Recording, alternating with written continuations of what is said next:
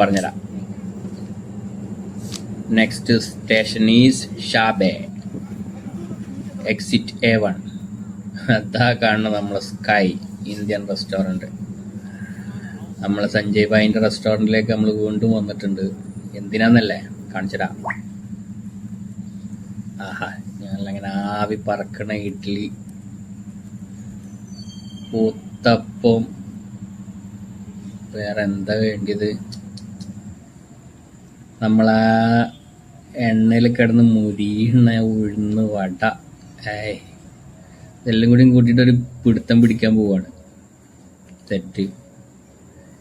ഇഡ്ഡലി ഉണ്ട്, ദോശ ഉണ്ട്, ഉത്തപ്പുണ്ട്, പിന്നെ ഉഴുന്നുവട ഉണ്ട്, ചമ്മന്തി ഉണ്ട്, അതേപോലെ തന്നെ തക്കാളി ചമ്മന്തി, സാമ്പാർ, വേറെ ലെവല്, ഒന്നും പറയാനില്ല.